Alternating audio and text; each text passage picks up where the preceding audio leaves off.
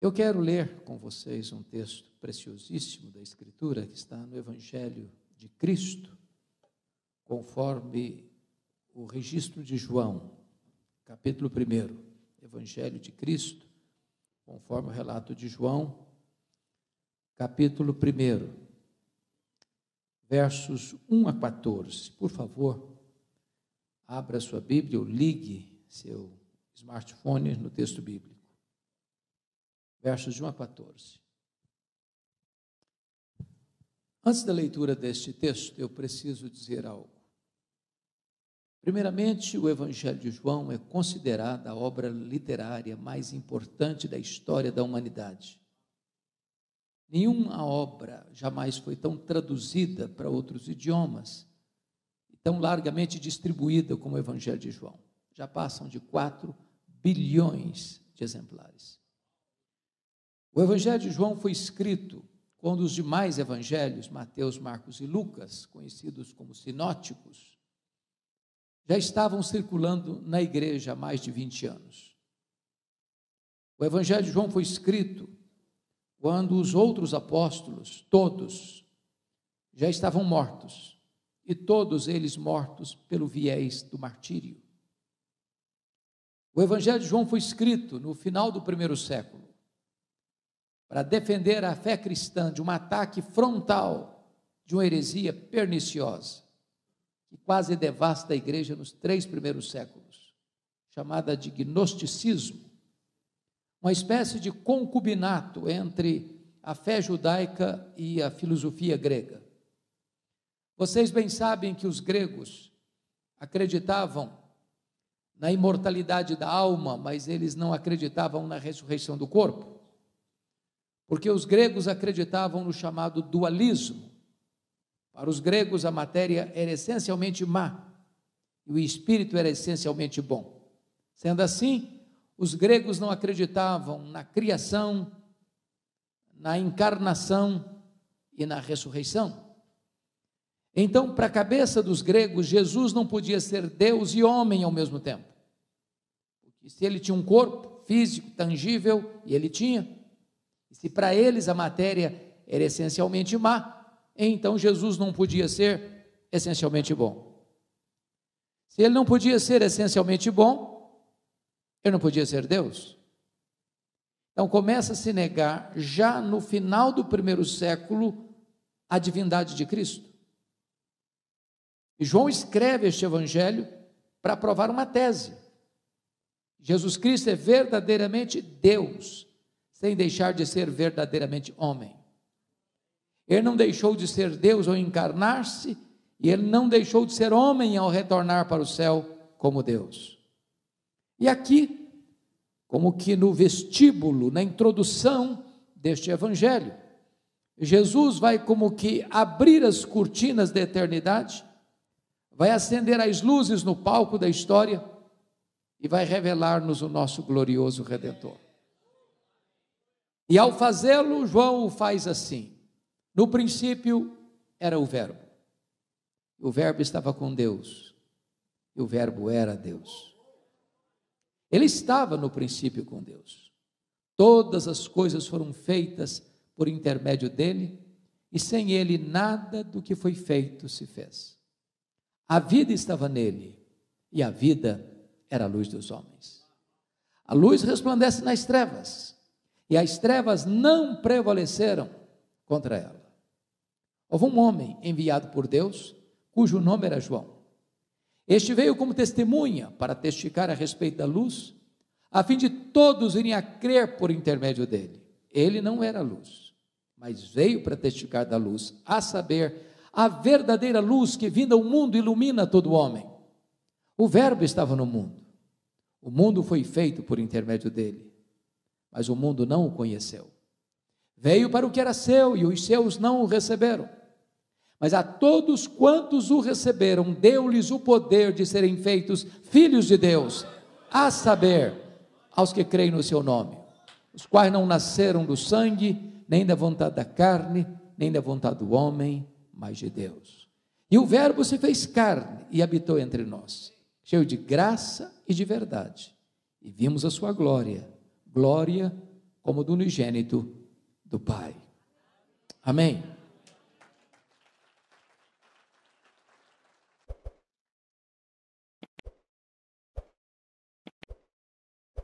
Quando João abre as cortinas da eternidade para revelar-nos Jesus, ele quase nos tira o fôlego já de começo. Porque ele começa assim: no princípio era o Verbo.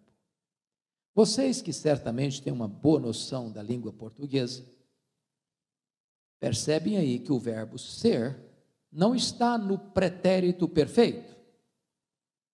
Ele não diz que no princípio foi o verbo, mas está no pretérito imperfeito. No princípio era o verbo. Isso significa que quando tudo teve um princípio, e diz a Bíblia que no princípio criou Deus os céus e a terra, o verbo já existia. Ele preexiste ao tempo, ele preexiste ao início, ele preexiste à história. Logo, ele é eterno. E a eternidade é um atributo exclusivo de Deus. Você e eu entendemos um pouquinho do que é tempo, mas você e eu não entendemos bem o que é eternidade. Em 1978, eu li um livro, difícil de ler, necessário de ser lido, As Categorias de Aristóteles. E o pensador grego diz que você só entende algumas coisas dentro de categorias humanas, de tempo, de espaço e de tamanho. Eu entendo o tempo, um pouco. Por exemplo, se eu lhe perguntar, se você tirar de 1 milhão de anos, um dia, você não tem literalmente mais 1 milhão de anos, certo? Óbvio. Mas se eu lhe perguntar, e se você tirar 1 milhão de anos da eternidade, quanto lhe resta? A eternidade. E se você subtrair 1 bilhão de anos da eternidade, quanto resta? A eternidade. Logo, a eternidade não é tempo. Logo, você e eu não entendemos tão bem o que é eternidade. Sabe por quê? Porque a eternidade é um atributo exclusivo de Deus e o Verbo é eterno. Portanto, ele é Deus. E o Verbo estava com Deus, diz. Essa expressão na língua grega significa que ele estava face a face com Deus. Ora, se Deus é um ser pessoal e Deus é, e se o Verbo estava face a face com ele, logo o Verbo não é um ser impessoal, como pensavam os gregos, mas um ser pessoal, da mesma essência e da mesma substância de Deus. Nas palavras do credo niceno, Deus de Deus, luz de luz, coigual, coeterno e consubstancial com o Pai. Mas João conclui dizendo que o Verbo era Deus. Não ser apenas inferior a Deus, como pensara Ário de Alexandria, não apenas um ser superior aos anjos, mas um ser da mesma natureza, tendo os mesmos atributos e realizando as mesmas obras. Logo, eu preciso concordar com o pensador cristão C.S. Lewis quando disse assim: com respeito a Jesus, você só tem 3 possibilidades. Ou ele é um mentiroso, ou ele é um louco, ou ele é Deus. Se ele não é quem ele disse ser, é um mentiroso. Se ele não é quem ele pensou ser, é um louco. Mas se ele é quem ele disse ser, bom, então ele é Deus. Pois foi ele quem disse: quem me vê a mim, vê o Pai. Eu e o Pai somos um. Só nos resta curvarmos-nos aos seus pés e dizer como Tomé: Senhor meu e Deus meu. Então João abre o Evangelho fazendo 3 declarações: o Verbo é eterno, o Verbo é pessoal e o Verbo é divino. Mas no verso 2 ele diz: o Verbo estava no princípio com Deus. E a pergunta é: que princípio? E a resposta é: no princípio criou Deus os céus e a terra. Então o Verbo estava lá quando os céus e a terra foram criados, mas não estava lá passivamente, estava lá ativamente, porque o verso 3 responde: todas as coisas foram feitas por intermédio dele, e sem ele nada do que foi feito se fez. Isso é espantoso, porque esta declaração deita por terra 4 teorias populares nos nossos dias. Primeira, esse texto reprova a ideia de que a matéria é eterna, como pensavam os gregos. Eterno só Deus o é. A matéria foi criada. e criada pelo nosso glorioso Redentor, que chamou à existência as coisas que não existiam e do nada tudo criou. Segundo, esse versículo reprova a ideia de que o mundo existe por geração espontânea. A teoria da geração espontânea não está calçada com a verdade. Desculpem da expressão. Esse mundo não pariu a si mesmo. Esse mundo não veio à existência por iniciativa própria. Este mundo foi chamado à existência pela palavra onipotente, que é o Verbo. Terceiro, este mundo não é resultado de uma mega explosão cósmica. A teoria do Big Bang não está amparada na verdade. Sabem por quê?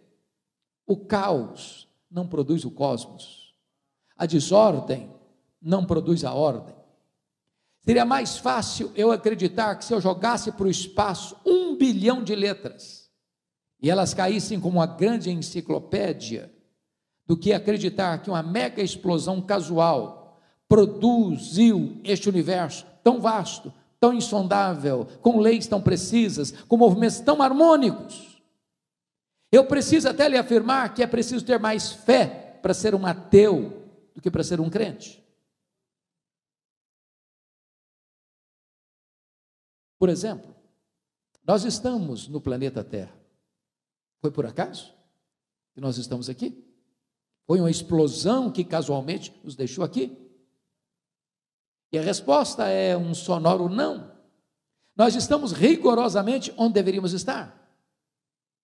Se nós estivéssemos mais perto do Sol, morreríamos queimados. Se nós estivéssemos mais longe do Sol, morreríamos congelados. Não foi uma explosão que nos deixou aqui, foram as mãos do Todo-Poderoso Deus, o nosso glorioso Redentor. Pense comigo na Lua. Vocês sabem que a Lua é a faxineira do planeta Terra. Não houver a Lua com as suas fases, não haveria as marés dos oceanos. Se não houvesse as marés dos oceanos, as praias se encheriam de lixo e a vida seria impossível no planeta.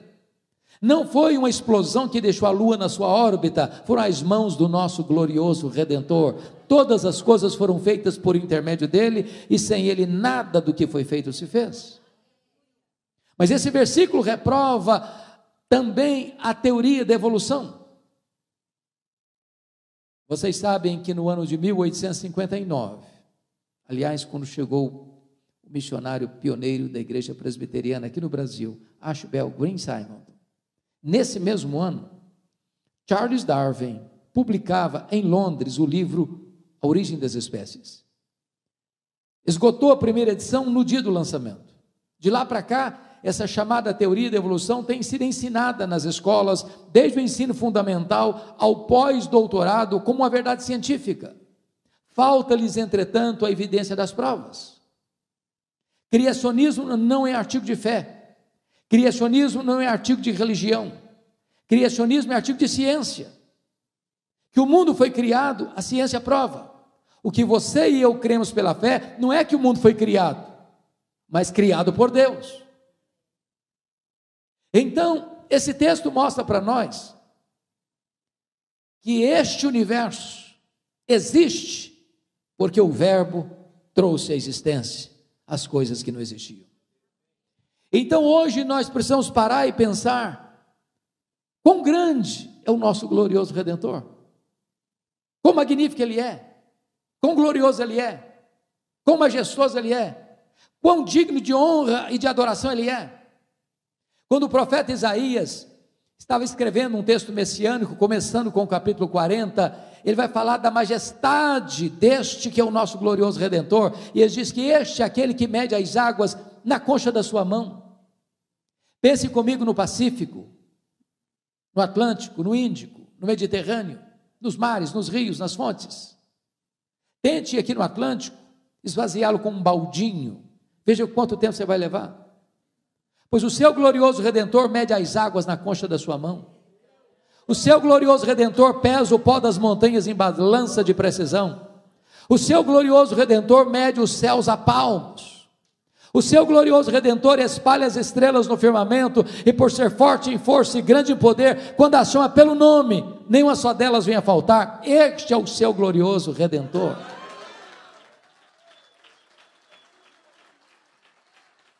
Agora pergunte a um astrônomo, por mais robusto que seja o seu conhecimento, qual é o exato tamanho desse universo que ele mediu a palmos? Pergunte. Se ele for honesto, ele vai responder assim: eu não sei. E quando ele diz eu não sei, ele não está confessando uma ignorância absoluta. É que nenhum homem é capaz de afirmar exatamente qual é o tamanho do nosso universo. Mas você e eu sabemos de uma coisa: o universo não é infinito, porque a infinitude é um atributo exclusivo de Deus. Mas os cientistas sabem e afirmam que o nosso universo tem mais de 93 bilhões de anos-luz de diâmetro. E o que significa isso? Significa que se você voar à velocidade da luz, 300 mil quilômetros por segundo, nessa velocidade, você demoraria mais de 93 bilhões de anos para ir de uma extremidade à outra do universo. Pois não há um centímetro desse universo onde Jesus não possa dizer: isso aqui é meu, eu criei isso aqui e sou dono disso aqui. Este é o nosso glorioso Redentor.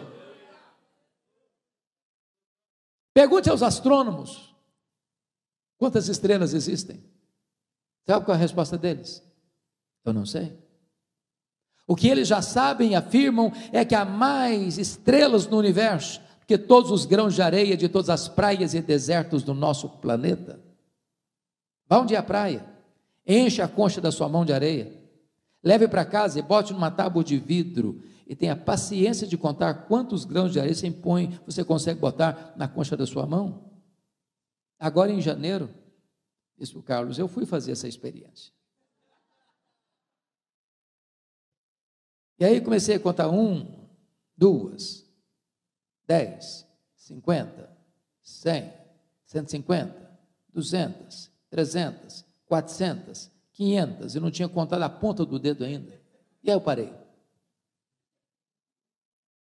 Há mais estrelas no firmamento que todos os grãos de areia de todas as praias e desertos do nosso planeta.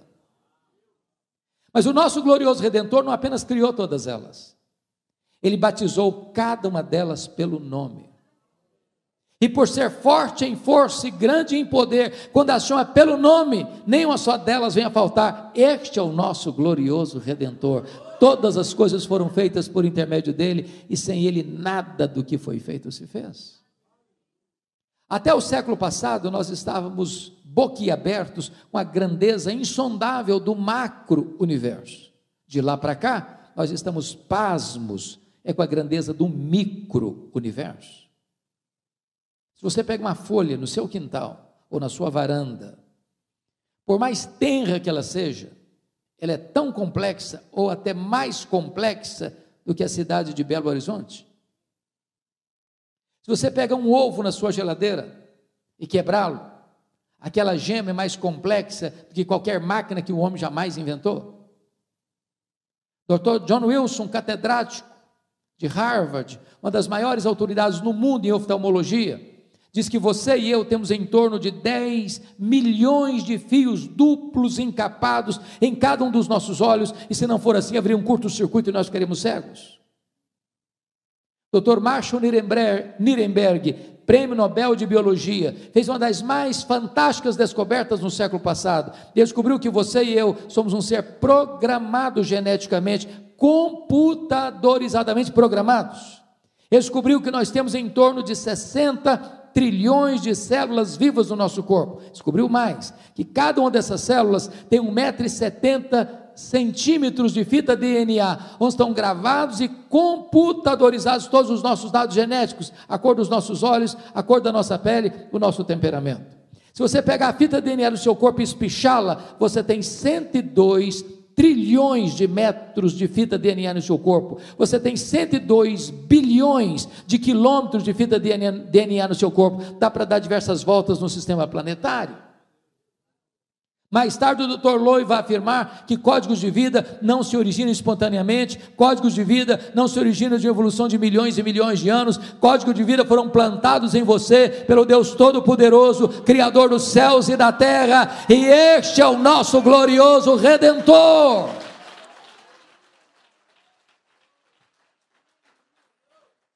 Quando você vai para o verso 4, ele tira o fôlego de novo, quando ele diz assim, a vida estava nele. e a vida era a luz dos homens. Isso é espantoso, porque tudo que existe, só existe porque recebeu vida dele.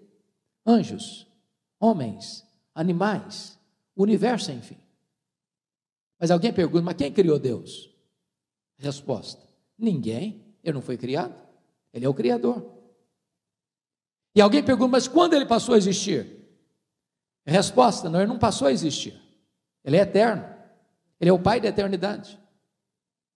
O simples fato de você e eu estarmos aqui nesta noite é uma prova que ele existe, porque nele vivemos, nos movemos e existimos, ele quem nos dá a vida, a respiração e tudo mais. Se ele fechar a torneira do oxigênio, nós caímos e viramos pó. Ele é a vida e ele é o doador da vida. Mas o texto diz que ele é a luz, e a luz resplandece nas trevas, e as trevas não prevaleceram contra ela. Isso é espantoso, que nem você nem eu jamais vimos e jamais veremos em qualquer lugar ou em qualquer tempo a luz ter medo das trevas. Por mais trevosa que seja a treva, quando a luz chega, a treva tem que ir embora. Não há páreo para Jesus. Quando ele chega, chega a libertação. Quando ele chega, chega a cura. Quando ele chega, chega a salvação. Quando ele chega, chega a libertação. Quando ele chega, o diabo tem que ir embora. Quando ele chega, a luz prevalece sobre as trevas, porque ele é a luz.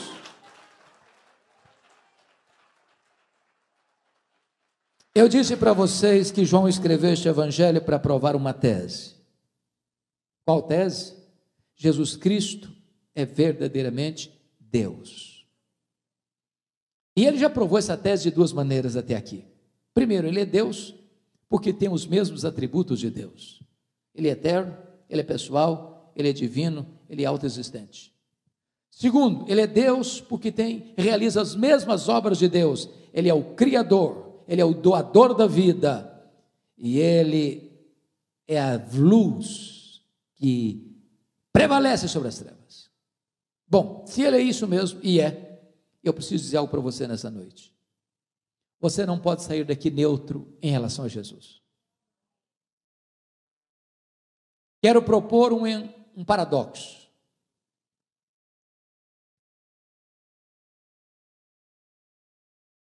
Paradoxo que foi proposto pelo autor do livro A Ética da Decisão. Você é escravo da sua liberdade. Você tem que tomar uma decisão. Eu vou ilustrar isso.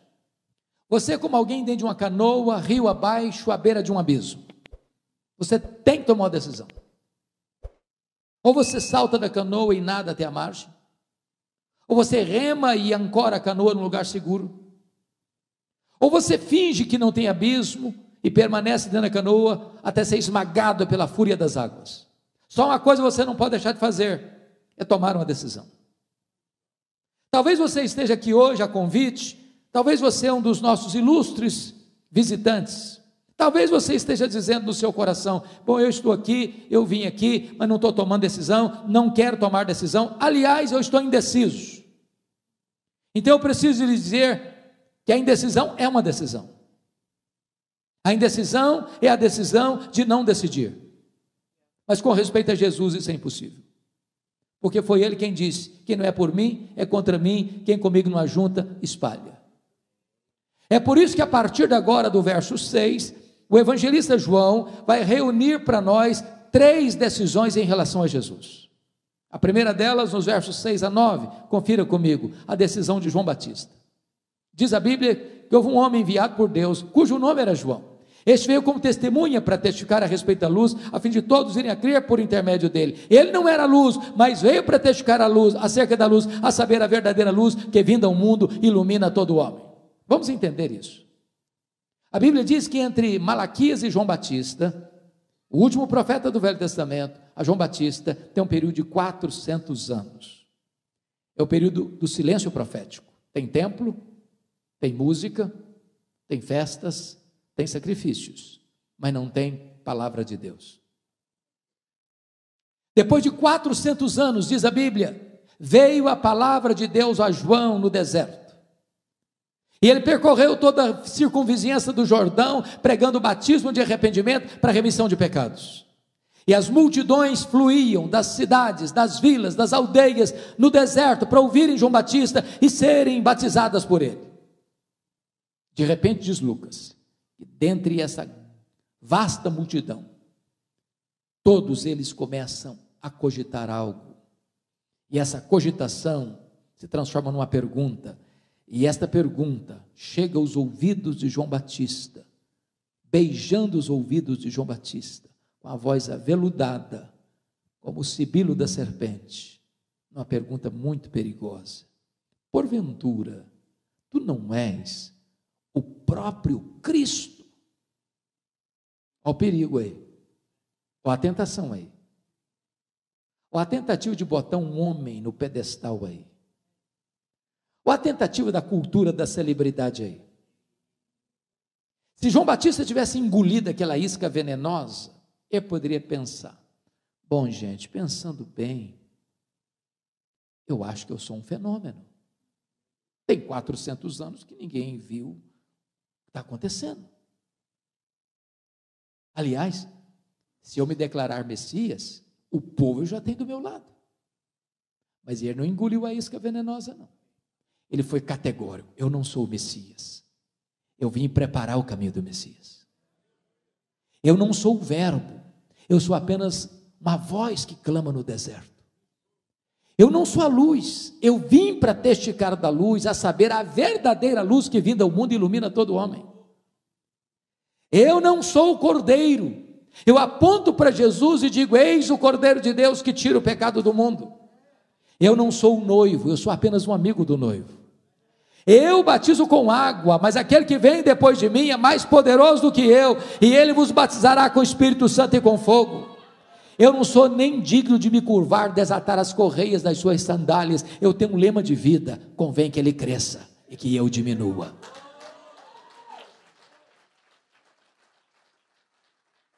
João está nos ensinando que você nunca deva querer ocupar o lugar que só pertence a Jesus. Nunca queira receber a glória que só pertence a Jesus. Toda a glória dada ao homem é glória vazia, é vanglória, é idolatria, é abominação para Deus. Mas aí vem a segunda decisão. Confira comigo, versos 10 e 11. O verbo estava no mundo, o mundo foi feito por intermédio dele, mas o mundo não o conheceu. Veio para o que era o seu e os seus não o receberam. Eu chamo a sua atenção para um ponto muito interessante. Dê uma olhadinha de novo no verso 10. E eu vou fazer uma pergunta a vocês. Verso 10. Quantas vezes aparece a palavra mundo aí no verso 10? Responda para mim. Quantas vezes? 3 vezes. No grego é a mesma palavra, cosmos, cosmos, cosmos. Mas é curioso que num único versículo, a mesma palavra, repetida 3 vezes, cada vez que ela aparece, ela tem um significado diferente. O verbo estava no mundo. Que mundo? Mundo geográfico. O mundo foi feito por intermédio dele. Que mundo?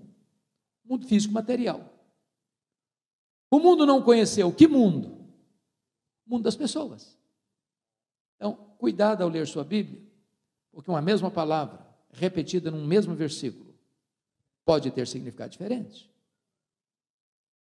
Então esclarece-se no verso 11, veio para o que era seu e os seus não receberam. Quem são os seus aí? Os judeus, o povo de Israel, o povo da promessa. Mas não receberam por quê? Por falta de luz? Não, por falta de olhos. Por falta de evidências? Não, por falta de fé.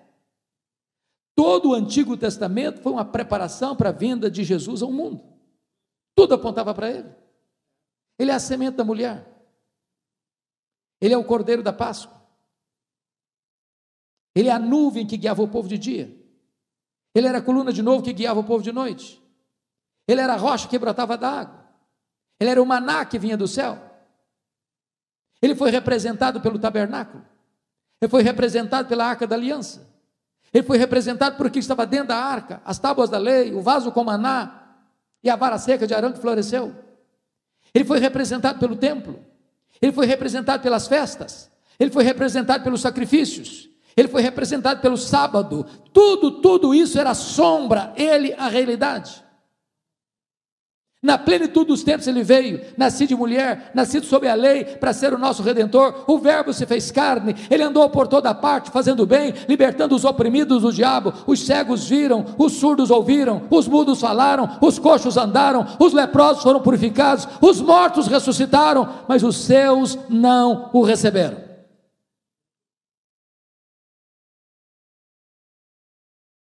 É triste que quando você vai a Israel até hoje, que vocês estão formando aí um time lindo para ir. Eu tenho levado uma caravana todo ano a Israel. E você chega lá no Muro das Lamentações, tem crianças, tem adolescentes, tem jovens, tem velhos, orando fervorosamente, esperando ainda o Messias. O poder já veio há 2000 anos, em Jesus de Nazaré. A venda está colocada nos olhos deles. Veio para o que era seu, e os seus não o receberam. Cuidado para que você, tendo tanto conhecimento da verdade, ainda rejeite a Jesus. E a Bíblia pergunta, como escaparemos nós, se negligenciarmos tão grande salvação? Mas aí vem a terceira decisão, versículos 12 e 13. Não, agora não é a rejeição do verbo, agora é a aceitação do verbo. Veja comigo o verso 12. Mas a todos quantos o receberam, deu-lhes o poder de serem feitos filhos de Deus, a saber, os que creem no seu nome. Notinha de rodapé. Notinha de rodapé é boa, né? Notinha de rodapé. Ao ler a sua Bíblia, preste atenção no que nós chamamos na língua portuguesa de conjunção adversativa. Mas, porém, entretanto, todavia, entrementes. Ele está contrastando o que disse antes com o que vai dizer agora.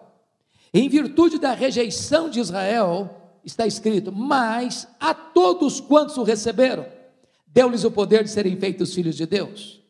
A pergunta é todos quantos? Todos quem?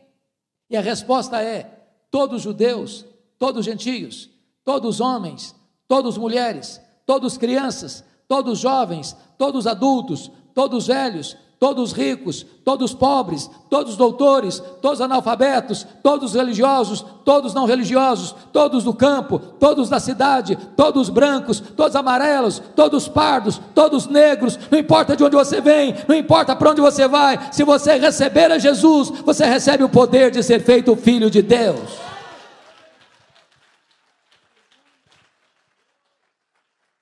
Fica evidente, portanto, que nem todos são filhos de Deus. Ser filho de Deus não é coisa natural. Ninguém é filho de Deus porque nasce num país chamado cristão. Ninguém é filho de Deus porque nasce numa família chamada cristã. Ninguém é filho de Deus porque frequenta uma igreja chamada cristã. Há um ditado aqui no nosso país, muito conhecido. Filho de peixe, peixinho é. Mas não é verdade que filho de crente, crentinho é. Para ser filho de Deus, tem que nascer de novo. Tem que nascer da água, tem que nascer do Espírito, tem que nascer de cima, tem que ser nova criatura, tem que ter um novo coração, tem que ter uma nova mente, tem que ter uma nova vida, tem que ter uma nova família, tem que ter uma nova pátria, tem que ter uma nova herança. Mas João não deixa dúvida do que significa ser filho de Deus, explicando o verso 13. Os quais não nasceram do sangue, nem da vontade da carne, nem da vontade do homem, mas de Deus. E o que significa isso? Primeiro, os quais não nasceram do sangue. Significa que ser filho de Deus não é coisa hereditária. Alguém pergunta assim, você é filho de Deus? Ué, mas é claro, meu pai é o pastor da igreja. Minha mãe até dirige uma reunião de oração na igreja. Gente, ser filho de pastor deve ser coisa boa. Eu não sou não, mas deve ser. Ter uma mãe de oração, com certeza, é algo maravilhoso. Mas isso não significa ser filho de Deus, não. Se é filho de Deus, é claro, eu sou presbiteriano desde o berço. Não significa ser filho de Deus, não. Se é filho de Deus, claro, eu sou calvinista. Não, eu sou arminiano. Se é calvinista ou arminiano, deve ser coisa boa para você, mas isso não faz de você filho de Deus também, não. Se é filho de Deus, mas é claro, eu frequento a Power Church. Isso é maravilhoso para você, mas isso não significa ser filho de Deus também, não. Não é hereditário. Tem que nascer de cima, do alto, de Deus. Os quais nasceram do sangue, nem da vontade da carne. Sabe o que significa isso? Nenhum de nós tem competência para nos fazermos filhos de Deus. Nenhum de nós pode se autoproclamar filho de Deus. Me permita ilustrar isso. Vamos, nos feriados vocês gostam de ir para algum lugar? Acho que mineiro gosta de ir para a praia, né? Mas vamos imaginar que vocês vão para um campo, aqueles arvoredos, cuja cabeleira começa a se esvoaçar pelo soprar do vento, a grama verde farfalhante, os regatos de águas cristalinas, as flores mimosas com as pétalas aveludadas, espalhando inebriante perfume, os pássaros cantando, com as suas asas rápidas, as borboletas enchendo o espaço de cores, aquela brisa gostosa tocando o seu rosto. De repente você pensa, quer saber de uma coisa? A partir de hoje, eu me faço filho de Deus. Bonito, não? Mas impossível. Impossível. A salvação não está na sua mão. A salvação não está nem na mão da igreja. A salvação está na mão de Deus. Só Ele pode fazer de você seu filho. E a quem Deus faz seu filho? A todos quantos o receberam, deu-lhes o poder de serem feitos filhos de Deus. Terceiro lugar, os quais não nasceram do sangue, nem da vontade da carne, nem da vontade do homem. Sabe o que significa isso? Nenhum homem tem autoridade e competência para dizer para você, seja filho de Deus. Nem os profetas, nem os patriarcas, nem os apóstolos, nem os pais da igreja, nem os reformadores, nem os avivalistas, nem Paulo, nem Pedro, nem Maria, nem o Papa, nem o sacerdote, nem o bispo, nem o pastor, nem o evangelista, nem a igreja, nem qualquer concílio eclesiástico tem poder de dizer, seja filho de Deus. Só o próprio Deus tem esse poder. Só o próprio Deus. E esse poder Ele concede a todos quantos receberam a Jesus como seu Salvador pessoal. Agora então João vai nos levar à conclusão, para aquilo que Atanásio, que foi o grande campeão da ortodoxia no primeiro concílio geral da igreja em Nicéia em 325, dizer que aqui está no verso 14, o maior mistério do cristianismo, quando ele afirma, e o verbo se fez carne e habitou entre nós. A encarnação é o maior mistério do cristianismo. Se não, vejamos. O que está escrito aí? E o verbo se fez carne. A pergunta é: que verbo? E a resposta é: o verbo eterno, pessoal, divino, autoexistente, criador, mantenedor e doador da vida. O verbo que é Deus, infinito, imenso, eterno, imutável, onipotente, onipresente, onisciente, transcendente, soberano, que nem os céus dos céus pode contê-lo. E diz o apóstolo Paulo em Filipenses 2,6, que ele a si mesmo se esvaziou. Ele não foi esvaziado, ele se esvaziou. E ele foi se esvaziando, ele foi se esvaziando, ele foi se esvaziando, e ele foi se esvaziando a ponto de se transformar num zigoto, num embrião, num feto, num bebê, que nasceu de uma virgem, foi enfaixado em panos, deitado numa manjedoura. Aquele bebê, nem os céus dos céus podia contê-lo. Criador do universo, transcendente, maior do que tudo quanto ele criou. Mas ele não veio para ficar longe de nós, não, ele veio para ficar entre nós. Ele vestiu pele humana, ele calçou as sandálias da humildade, ele pisou o nosso chão, ele comeu o nosso pão, ele bebeu a nossa água, ele chorou a nossa lágrima, ele sentiu a nossa dor, ele carregou sobre o seu corpo no madeiro os nossos pecados, ele morreu pelos nossos pecados, ele ressuscitou gloriosamente.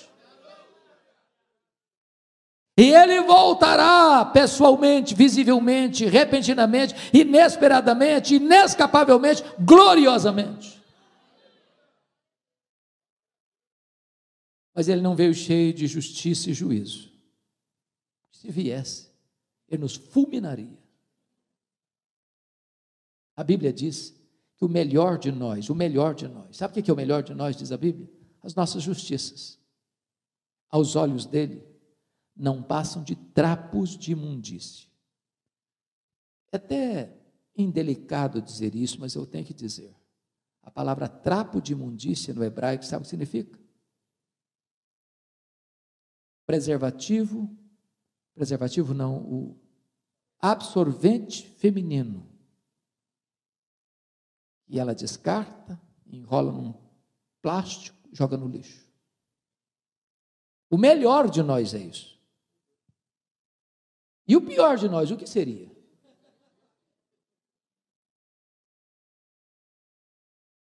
Então não veio cheio de justiça e juízo, ele veio cheio de graça. Graça. Ele nos apanhou arruinados, ele nos apanhou contaminados, ele nos apanhou sujos, ele nos apanhou depravados, ele nos apanhou condenados, ele nos apanhou mortos nos nossos delitos e pecados, ele nos deu vida, ele nos lavou, ele nos limpou, ele nos transformou, ele nos perdoou, ele nos fez membros da família de Deus. Diz o texto, e vimos a sua glória, glória como do unigênito do Pai. Todos vocês sabem que glória não é um atributo de Deus, como é a santidade, a justiça, a misericórdia. O termo glória significa o conjunto, a somatória, a totalidade de todos os atributos de Deus no seu resplendor máximo. Quando Deus mandava um profeta no Velho Testamento, via de regra ele apontava para algum atributo de Deus. Isaías enfatizou a santidade, Amós, a justiça, Oséias, a misericórdia. Mas quando Jesus veio, ele não veio para falar deste ou daquele atributo, ele veio para revelar Deus na sua plenitude. Sabe por quê? Ele era a exata expressão do ser de Deus. Ele era o resplendor da glória. Nele habitou corporalmente toda a plenitude da divindade. Por isso ele pode dizer, quem me vê a mim, vê o Pai, porque eu e o Pai somos um. Então, está provada a tese de João. O verbo é Deus. Mas eu não posso terminar essa mensagem sem trazer à tona duas verdades soleníssimas ainda. Quando João vai para o restante do Evangelho, ele segue a mesma toada da introdução, provando que Jesus é Deus por duas razões. Ele é Deus porque faz as mesmas obras de Deus, e ele é Deus porque tem os mesmos atributos de Deus. No Evangelho de João, amados irmãos, lá no finalzinho, o último versículo diz que se tudo que Jesus fez fosse registrado, não caberia, numa linguagem hiperbólica, no mundo inteiro os livros. Então o que João fez? Ele selecionou 7 milagres. Por que 7? Número da perfeição. Para mostrar uma coisa, se ele faz as obras de Deus, logo ele é Deus. Primeiro milagre, capítulo 2, ele transforma água em vinho. Segundo milagre, capítulo 4, ele cura o filho do oficial. Terceiro milagre, capítulo 5, ele cura o paralítico de Betesda. Quarto milagre, capítulo 6, ele multiplica pães e peixes. Quinto milagre, capítulo 6, ele anda sobre o mar. Sexto milagre, capítulo 9, ele cura o cego de nascença. Sétimo milagre, capítulo 11, ele ressuscita Lázaro. Se ele faz as obras de Deus, logo ele é Deus.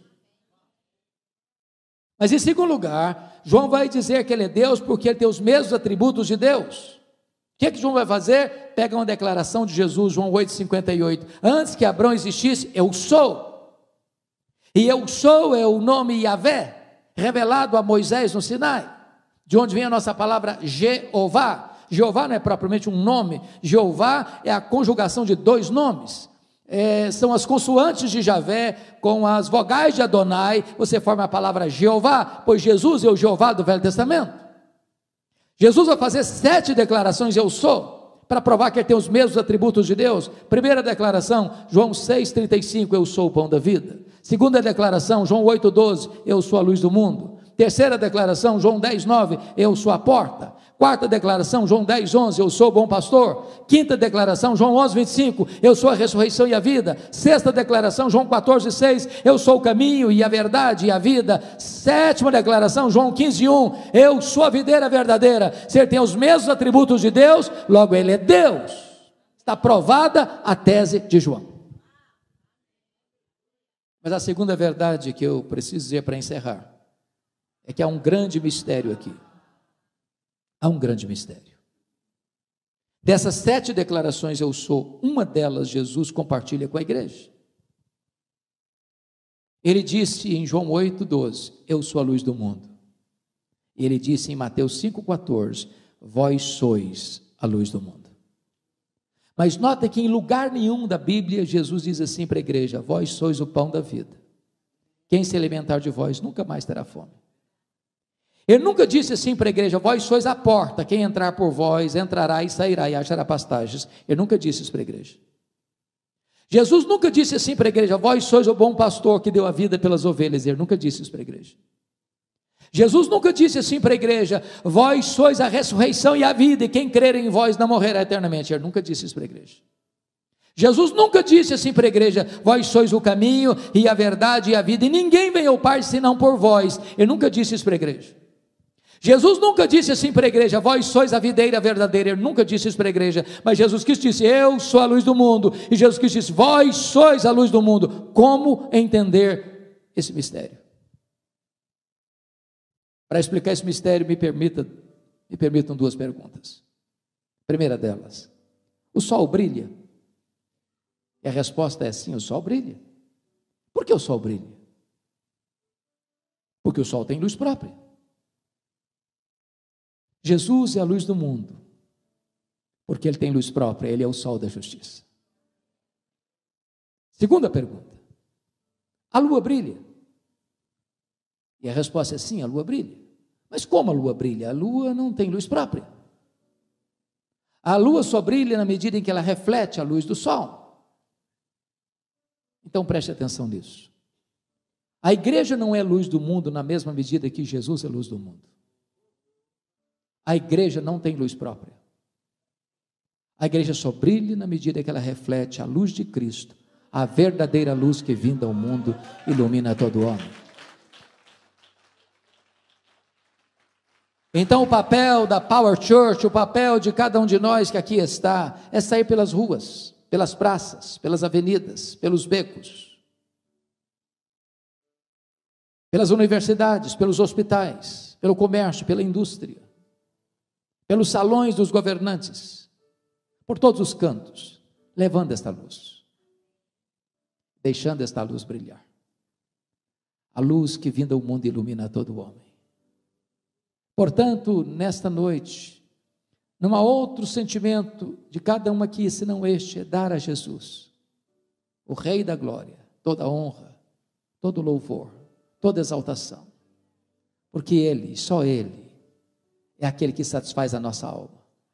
Só Ele perdoa pecados, só Ele salva, só Ele liberta, só Ele cura, só Ele transforma, só Ele dá significado à vida.